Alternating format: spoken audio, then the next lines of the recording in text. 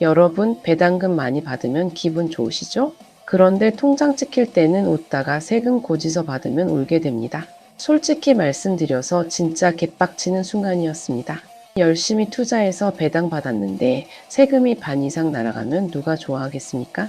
그래서 많은 투자자들이 매년 연말이 되면 주식을 매도했습니다. 배당 나길 하루 전에 팔아치우는 겁니다. 웃기죠? 배당 받으려고 투자했는데 배당 직전에 파는 아이러니. 하지만 2026년부터 이 모든 게 바뀝니다. 지난 12월 2일 국회에서 역사적인 법안이 통과됐습니다. 고배당 기업 배당소득 분리과세 제도입니다. 최고 세율 45%에서 30%로 뚝 떨어집니다. 배당금 50억 받아도 30%만 내면 됩니다. 이거 진짜 혁명입니다. 그동안 부자들만 배당주 투자한다고 생각하셨죠? 아닙니다. 이제는 평범한 우리도 세금 걱정 없이 배당 받을 수 있습니다. 코스피가 4천선에서 왔다 갔다 하는 요즘 같은 조정장에서는 배당주가 진짜 효자입니다. 주가 떨어져도 배당으로 버티는 힘이 생기니까요. 근데 여기서 중요한 게 하나 있습니다. 많은 분들이 이렇게 생각하실 겁니다. 그럼 고배당 ETF 사면 되는 거 아니야? 땡, 틀렸습니다. ETF 투자자들은 이번 혜택에서 완전히 제외됩니다. 리츠도 마찬가지입니다. 이거 모르고 투자했다가는 나중에 멘붕 올 수 있습니다. 그러면 ETF는 끝난 건가요? 아닙니다. 여기서 또 반전이 있습니다. 오늘 영상 끝까지 보시면 직접 투자와 ETF를 동시에 활용하는 투트랙 전략을 알려드리겠습니다. 이 방법을 아는 사람과 모르는 사람의 10년 후 자산 차이는 어마어마합니다. 지금부터 제대로 파헤쳐 보겠습니다. 자, 시작합니다. 먼저 기존 제도가 얼마나 아팠는지부터 이야기해 보겠습니다. 지금까지는 이자와 배당을 합친 금융소득이 연간 2천만 원을 넘으면 큰일 났습니다. 근로소득이나 사업소득 같은 다른 소득과 전부 합산됩니다. 그리고 최대 45%의 누진세율이 적용됩니다. 지방세까지 합치면 49.5%입니다. 거의 반입니다. 반. 열심히 투자해서 배당 1억 받았는데 5천만 원이 세금으로 날아가는 겁니다. 이게 말이 됩니까? 그래서 고액 자산가들은 연말만 되면 배당주를 팔았습니다. 배당 받으면 세금 폭탄 맞으니까 차라리 배당락 전에 매도하는 거죠. 우픈 현실이었습니다. 하지만 2026년부터는 완전히 달라집니다. 고배당 기업에서 받은 배당금은 다른 소득과 합산하지 않습니다. 별도의 낮은 세율로 분리과세됩니다. 구체적으로 얼마나 낮아지는지 보시죠. 연간 배당소득 2천만 원 이하는 기존과 동일하게 14%입니다. 2천만 원에서 3억 원까지는 20%만 냅니다. 3억 원에서 50억 원까지는 25%입니다. 그리고 50억 원이 넘어도 최고 세율은 30%로 제한됩니다. 기존 45%에서 30%로 뚝 떨어진 겁니다. 이게 얼마나 큰 차이인지 계산해 볼까요? 배당금 10억 받았다고 가정하겠습니다. 기존에는 금융소득 종합과세로 최고세율 45% 적용되면 4억 5천만 원 세금 냈습니다. 이제는 25% 분리과세로 2억 5천만 원만 냅니다. 무려 2억 원이 절약됩니다. 이거 진짜 엄청난 겁니다. 그럼 어떤 기업이 고배당 기업일까요? 기준은 딱 두 가지입니다. 첫째, 배당 성향 40% 이상인 우수형 기업입니다. 배당 성향이 뭐냐고요? 기업이 한 해 동안 벌어들인 순이익 중에서 얼마를 주주에게 돌려줬는지를 나타내는 비율입니다. 예를 들어 순이익이 100억인 회사가 주주들에게 40억을 배당했으면 배당 성향은 40%가 됩니다. 이런 회사는 바로 우수형 기업 인정받습니다. 둘째, 배당 성향 25% 이상이면서 전년 대비 배당 총액을 10% 이상 늘린 노력형 기업입니다. 배당 성향은 좀 낮지만 매년 배당을 늘리려고 노력하는 회사도 혜택을 줍니다. 이게 진짜 중요한 포인트입니다. 정부가 기업들한테 배당 많이 하라고 채찍질하는 겁니다. 그동안 한국 기업들은 배당을 너무 안 했습니다. 돈은 엄청 벌어놓고 주주들한테는 쥐꼬리만 줬죠. 이제는 달라집니다. 배당 많이 하면 세제 혜택 주니까 기업들도 배당 늘릴 수밖에 없습니다. 투자자 입장에서는 완전 호재입니다. 배당도 늘고 세금도 줄고 일석이조입니다. 근데 여기서 주의할 점이 있습니다. 당초 정부안보다 배당 증가 요건이 강화됐습니다. 그래서 투자하기 전에 꼼꼼하게 확인해야 합니다. 전자공시 시스템이나 증권사 정보를 통해서 내가 투자하려는 기업이 요건을 충족했는지 반드시 체크하셔야 합니다. 그냥 배당 성향 숫자만 보고 덤벼들면 안 됩니다. 나중에 세금 혜택 못 받을 수도 있습니다. 지금까지 새로운 분리과세 제도에 대해 알아봤습니다. 하지만 여기서 끝이 아닙니다. 진짜 중요한 건 지금부터입니다. 자, 여기서부터 진짜 반전입니다.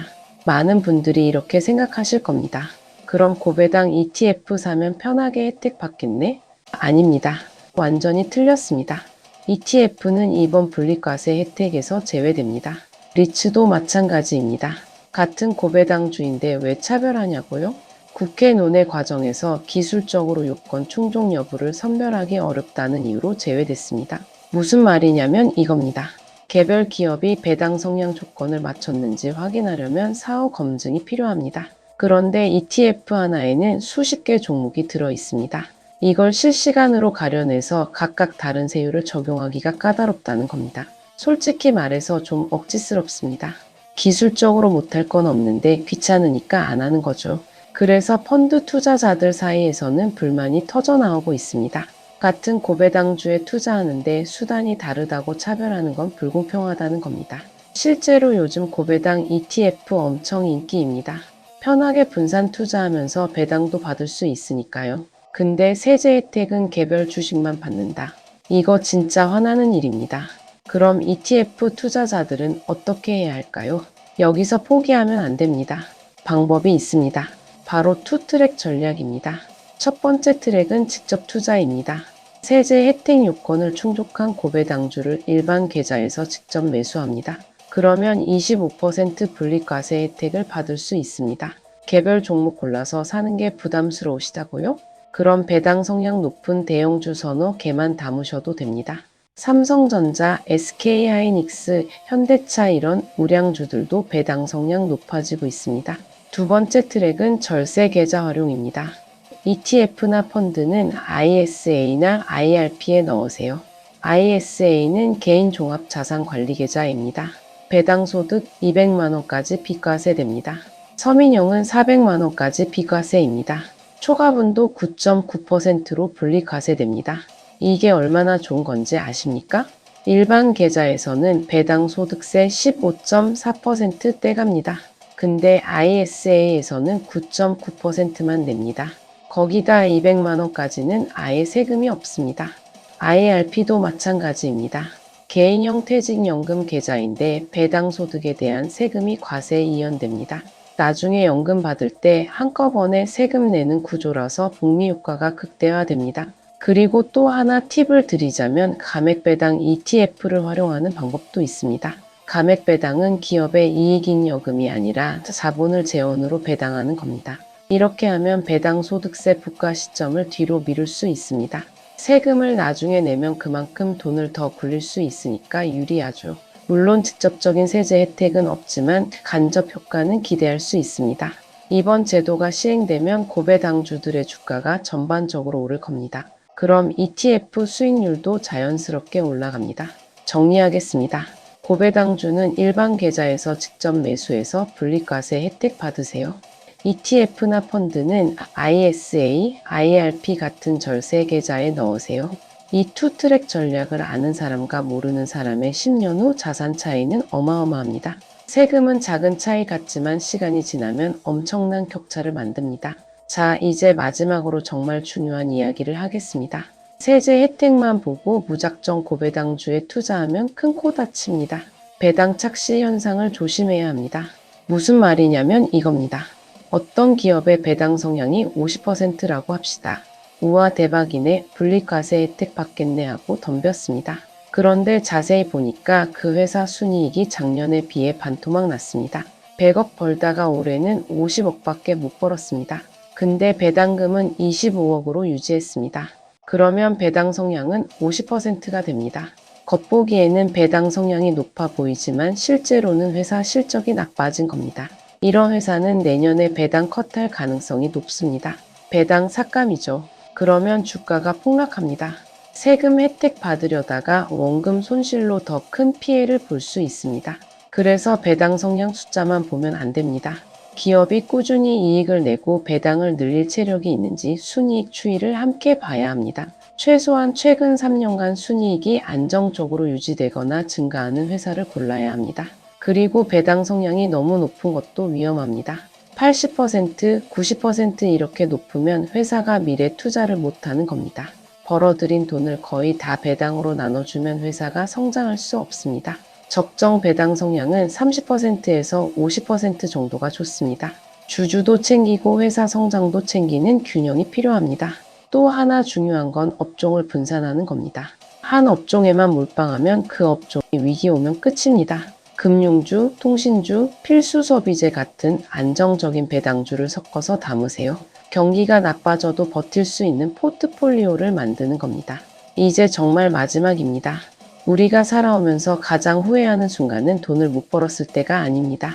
기회를 바로 앞에서 흘려보냈을 때였습니다. 2026년 고배당 분리과세 제도는 누군가만 돈 버는 제도가 아닙니다. 정보를 알고 준비한 사람에게 먼저 다가오는 기회입니다. 우리 인생 40대, 50대, 60대는 더 이상 열심히만 해서는 안 됩니다. 더 똑똑하게 움직여야 합니다. 세금 내는데 쓸 돈을 내 미래를 위해 쓰는 겁니다. 내가 일하는 게 아니라 돈이 일하게 만드는 겁니다. 배당주 투자는 그 첫걸음입니다. 매년 배당금이 통장에 찍히면서 복리로 불어나는 경험을 해보세요. 처음에는 작아 보여도 10년, 20년 지나면 눈덩이처럼 커집니다. 그게 바로 부자들이 쓰는 방법입니다. 이제 우리도 그 방법을 쓸 수 있습니다. 세제 혜택까지 더해졌으니까요. 코스피가 흔들려도 걱정하지 마세요. 배당주는 하락장에서도 방어력이 좋습니다. 배당금이 쿠션 역할을 해주니까요. 오늘 영상이 누군가의 노후를 지켜주는 작은 기회가 되길 진심으로 바랍니다. 정보는 힘입니다. 그리고 그 힘은 실행할 때 비로소 빛을 발합니다. 오늘 배운 투트랙 전략을 꼭 실천해 보세요. 직접 투자로 세제 혜택 챙기고 절세 계좌로 복리 효과 극대화하는 겁니다. 여러분의 성공적인 투자를 응원합니다. 구독과 좋아요는 더 많은 분들에게 희망을 전하는 힘이 됩니다. 오늘도 행복한 하루 되세요. 감사합니다.